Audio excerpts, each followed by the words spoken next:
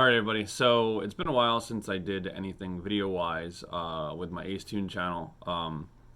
We've been doing a lot with the race show and just been super busy with running PSR Performance. So I really haven't had time to sit down and get into the nuts and bolts of a lot of the stuff that we have been doing here at the shop. One of the cars that we've been spending a lot of time with is Mike's 2016 CTS-V.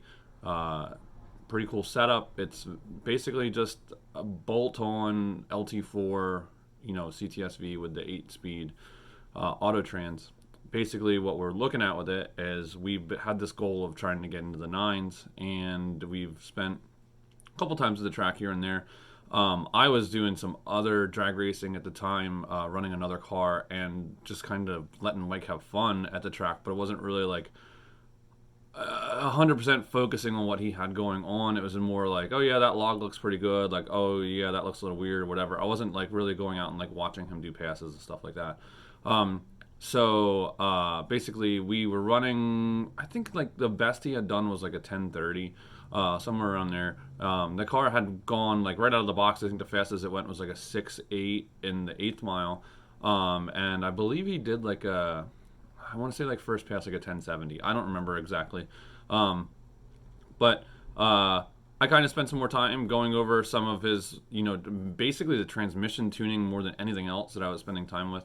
Going over the trans tune, getting it to where it was shifting properly and all kinds of stuff. The biggest problem we were having is we were revving the car out to 68. I have the shift point set at 62, and there is a coefficient basically telling it how long it's supposed to take it to shift. Like it's like a it's 0.2 seconds is what it is. And it wasn't able to shift fast enough with it commanding at 60 to 100 RPMs. So it would clip the rev limiter, pull the throttle, like do all kinds of weird stuff. And it was always in either the 1.2 or the 2.3. So I started messing around with those tables to get them a little bit better, make it a little bit spicier with how I was going to do it. And, we started seeing some gains. Now, yesterday we went to Cecil County Raceway with the car, and we had made one change to it. Basically what we did was we put long tube headers on it. We were on stock manifolds with all the other passes we did.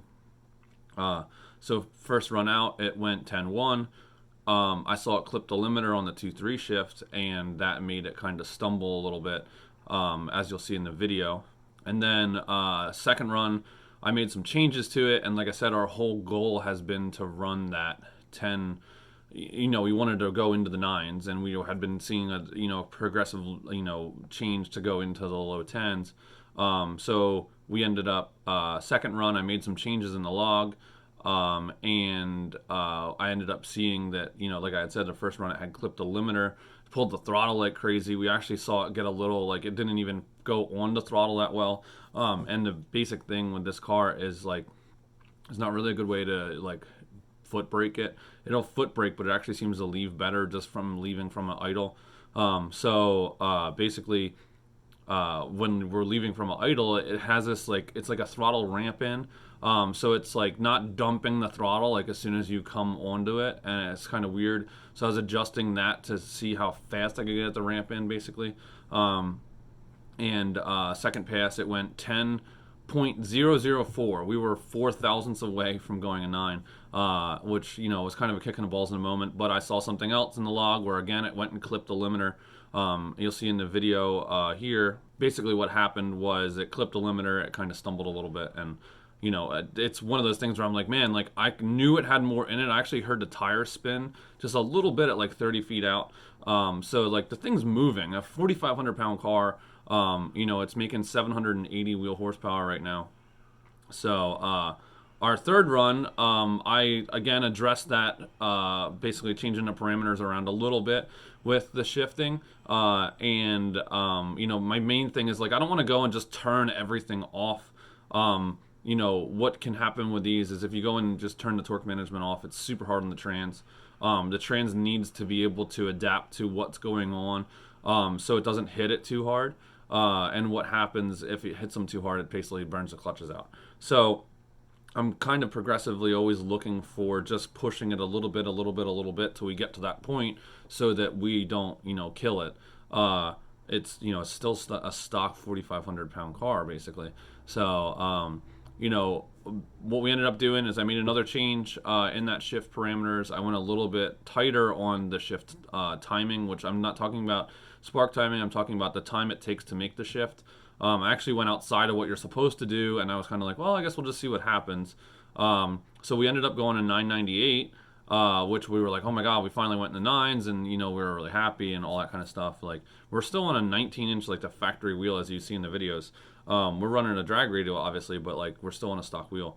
The next thing, Mike kind of wanted to go home at that point. He was like, oh, we ran our 9, let's go home. And I was like, no, I'm seeing some stuff that I still wanted to make an adjustment with. You can see in the video that basically it kind of still did that labor out. Like, you can kind of see it nose over a little bit at the 60 foot, and that was again in that third gear shift, which is what I'm kind of been struggling with here. I wanted to make a couple little adjustments yet, and we went back out. Even after Mike had said, like, hey, let's go home, I was like, no, I want to see if I can change that so we can get rid of that, as you can see in the log, get rid of that throttle pull. So we went back out, and he broke an axle. So that was kind of the end of our day. We are on stock axles still, and we're hitting the tire pretty damn hard. I actually was able to still look at the log and see that it actually looked like it did the shifting correctly. It was when it did that third gear shift that it snapped the axle.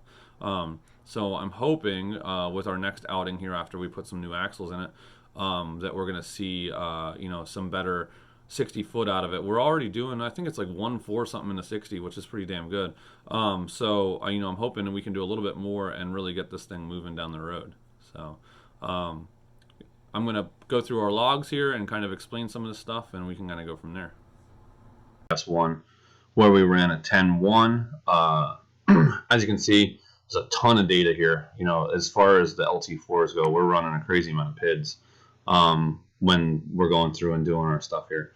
So I'm going to start out. This is the beginning of the run, basically right here.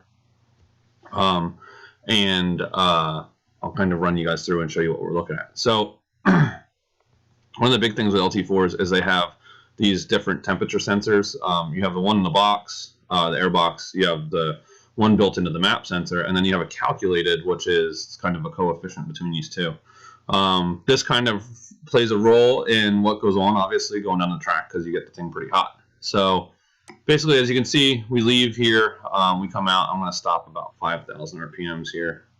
And this is where we finally see the throttle body go full run. As I was kind of explaining, it kind of comes off soft. And the green line right here, this is our throttle body line.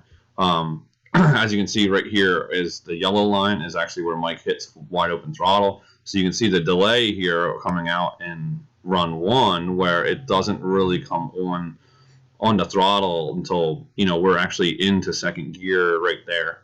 We shift into second you can see it right here in the transcurrent gear. So we go and we shift into second right here.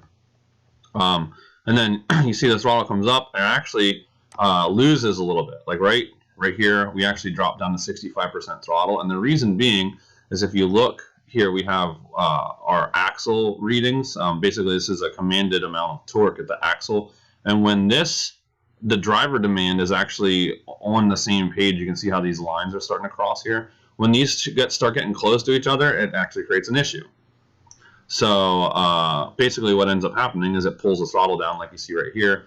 And then as I was saying, we actually went up and we clipped the limiter right here. So you can actually see, I'm trying to remember exactly where it is. In one of these PIDs, you'll actually see that it changes right here. We got the predicted engine torque. It's using the RPM limit there, and that's why you see the throttle fall, the spark comes way out of it. All this kind of weird stuff kind of happens there, which makes it do some funky stuff. So now we're in third gear.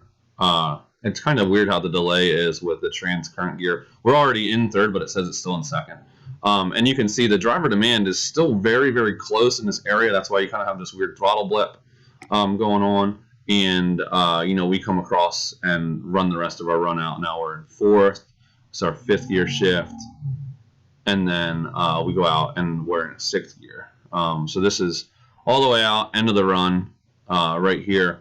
And you can actually see, this is the one I was telling you about. The Bank 1 Sensor 3 is a calculated temperature, and we're actually at 158 degrees at the end of the run. So kind of what we're looking at here is, you know, we have a lot of data that you kind of have to go through and figure out. And, you know, like I had something weird go on right here with it pulling out quite a bit of spark on this shift with the 3.4. And then, you know, you can see I'm kind of looking at really the only thing I really have for air fuel is looking at the bank 1 and bank 2 sensor 1 millivolt readings. I want to actually go and I want to overlay this and talk about it a little bit more in the dyno readout from when we ran it on the dyno and see if I'm kind of curious because I don't really know what our air fuel is other than what we saw on the dyno. We don't have a wideband in this at the track. So I'm curious if these numbers line up with what we saw the other day on the dyno. But like I said, this is run 1. We ran a 10-1 with this.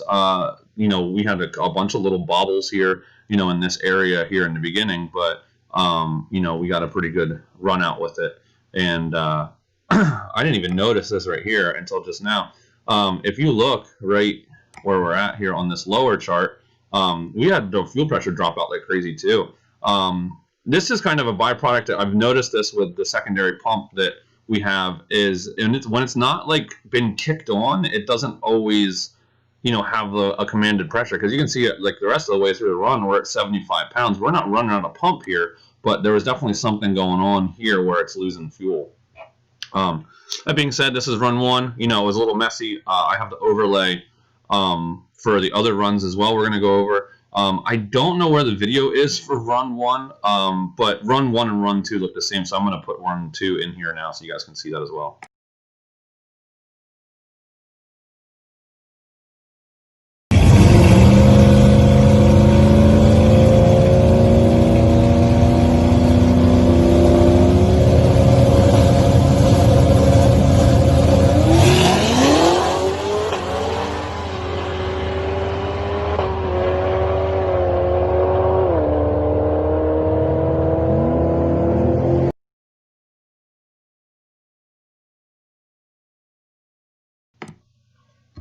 All right, as I said, I wanted to kind of look at our dyno run that we did before we went to the track. Now, this is right after we put long tubes on. I just wanted to verify everything looked okay. And on this pass here on the dyno, it made 778 horsepower. So what I'm looking at was I wanted to see right here we got our millivolts of the narrowband sensors, and then also I'm logging with my AEM X series gauge coming through the HB tuners and in the plug-in on the side. So basically what I'm looking at is we got 400 or 843 millivolts and 878. So like I said, I don't really trust the narrow bands that much, because you know we're seeing 11.8 right here, and look at what the narrow bands are reading, and then we come over here and the car is actually at 12.2 and the narrow bands are still kind of reading the same. So one of the things that we were speaking about yesterday that we're going to do obviously is I need to go and put the car, it needs to have a wideband in it for us to go any crazier with it. But this kind of gives you an idea what the run looks like as far as where we were compared to where we're at now. But you know, we're looking at about 11.8 to 12.2 the whole way through. So I'm going to pull up run 2, which is the piece that you just saw a clip of, and go over that. So just give me 1 second here. All right, here's pass 2. Here is run 2, which is a video clip that I just showed you guys, and we're going to kind of compare some of these numbers we're looking at to what we saw with the dyno chart that I showed you, or the dyno run I showed you as well. So first thing I'm going to point out is, remember how in the past one I was showing you the pink line here was almost kissing the green and the blue. Now you can see we're kind of away the whole way through. And that actually changed how our throttle is. If you look here, we're way more aggressive on having the throttle up.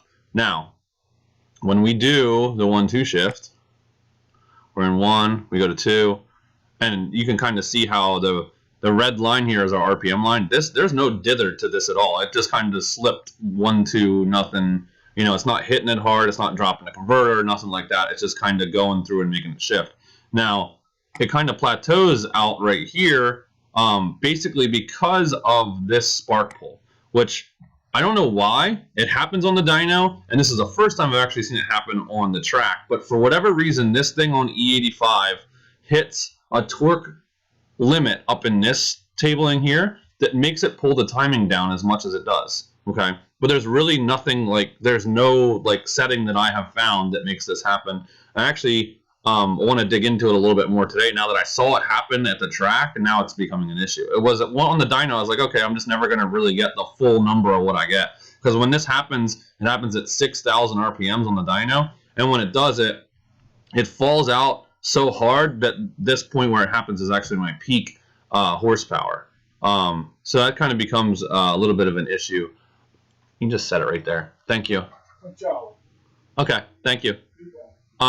So basically this is a spot where I see it drop out, and then, you know, for whatever reason, it does it every time on the dyno.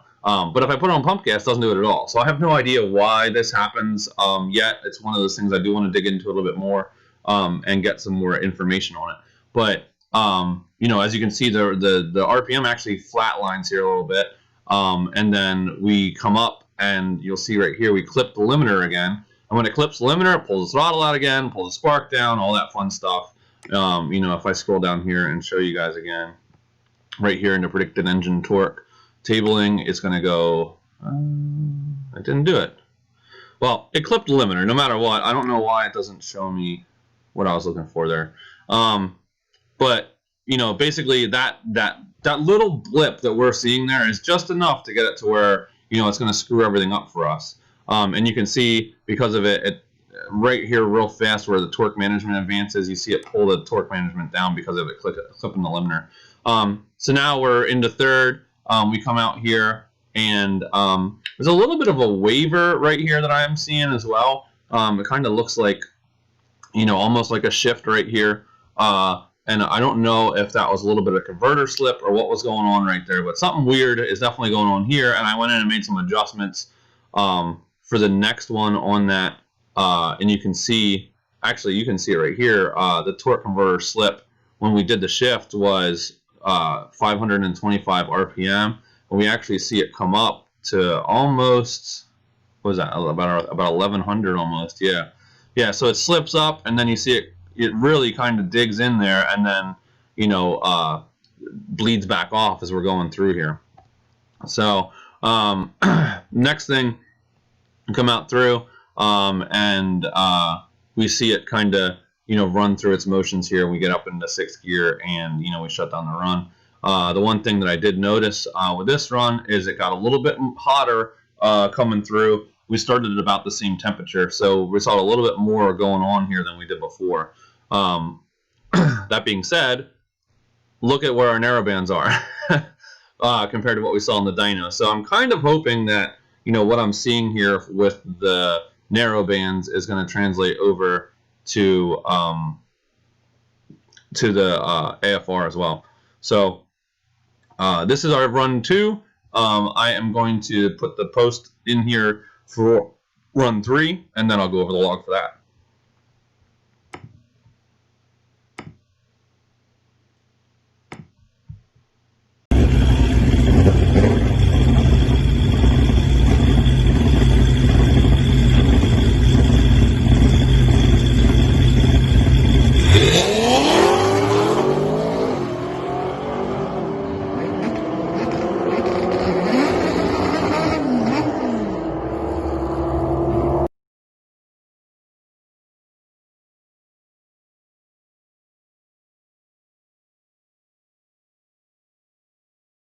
So here is run 3 data log.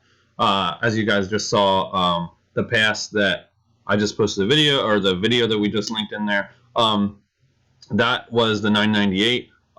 There's a still of the slip there you guys can take a look at. And now I'm going to go over the data log for it. So first and foremost, you can see basically it looks almost the exact same as the last run. We still clip the limiter right here real fast. It just comes up, bang, hits it real fast, pulls the throttle out a little bit, pulls the timing down, torque management. Trying to work through this, and I'm wondering if, because of us banging the limiter the way we are, if it's playing any role in what's happening with this slip that we're seeing right here, and how it's kind of falling down into gear. Because you look at some of these other ones, you know, we don't bang the limiter on the 1-2. It's so smooth. Then we come up, and when we do the 3-4 over here, you know, we're going and falling down like right to 5,500 on a 6,400 RPM shift. And you can kind of see the change that's happening here. And then we go from 55, and then again on the 5-4 shift, you know, we have it fall out again and drop down to actually 5,000 RPMs on that shift. But we're not seeing that slip that we're seeing in third. You know, and again, this is a situation where we're really, you know, asking a lot out of this stock trans that just has, you know, a very basic FTI converter in it. So, you know, there's a lot of data to really go over here. And like, I'm even seeing stuff now as we're going over it here that I was like, oh, like I didn't notice this, or I didn't notice that. And like, you know, when you're at the track, you know, you have all this data you're looking at, but not really anything's red flagging you right away. Sometimes it's always good to sit down and kind of go over this stuff, you know, and kind of see where we're at. The one thing that I was actually really happy to see with this run that I didn't notice before is we are maintaining boost. If you look at this right here, 200 kPa is 14 pounds. And we're basically staying right there the whole way through. I don't know if you guys paid attention in the dyno chart, the dyno log that I was showing you guys, but we aren't making that much boost on the dyno run. We're only making about 185, 190 kPa. So, you know, we're seeing a lot more out of this, which is making me pretty happy. The other thing that I noticed is right here on our fuel pressure line, we see this huge dip in the fuel pressure, and you can see this other orange line right here is the injector jumping up to take care of that fuel pressure falling out. This is a direct problem that I have seen over and over and over again with this fuel system kit that we're running, the secondary kit.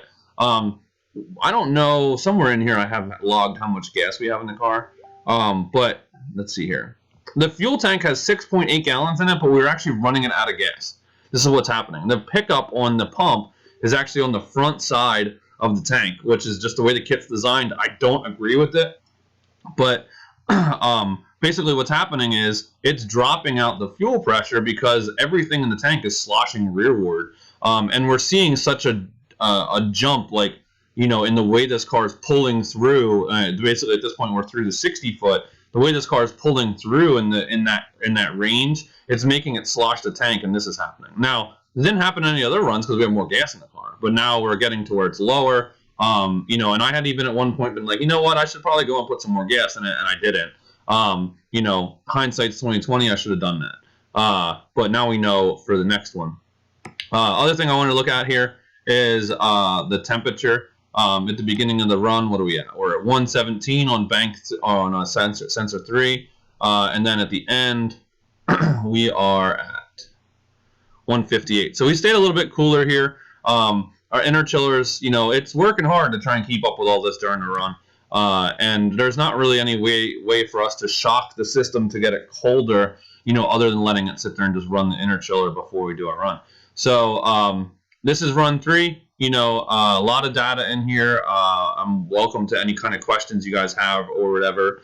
I'm going to actually pull up the last run where we broke the axle and just kind of show you guys how it looks like I took care of this. And I think that's what broke the axle. So what we're seeing right here where it hits that timing peak. Actually, let me go in here and change this real quick because it's driving me nuts that it's been going up to the top of there. Let's just make this 8,000. That makes it a little hard to read. Let me get 7,200 because we're not running that high. Okay, so now you can see this a little bit better, how it just kind of comes up, and we're literally getting, that's our rev limiter, 70. I have it at 80 or 6,800.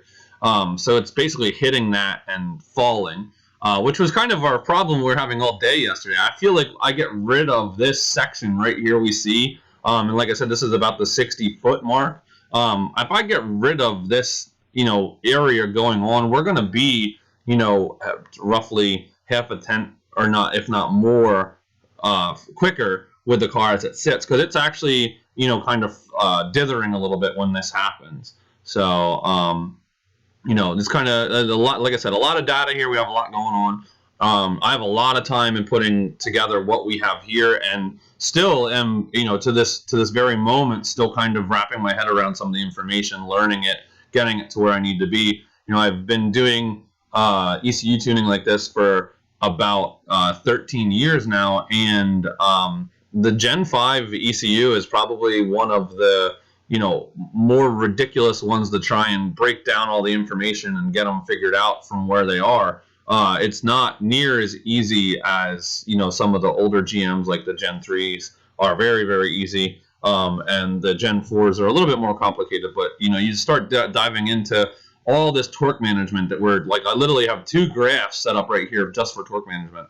And the torque management alone right there is really what kind of, you know, sets the stage for how this car is going to go down the track and how it's going to shift and all that kind of stuff. Keep making jokes that we should put a turbo 400 in this thing and just be done with it. So, but I hope that you guys like this information. I'm going to close this screenshot out, and then what we're going to do is I'll bring up the one where it breaks the axle. So here is the run where we break the axle. Basically looks exactly the same as everything else does.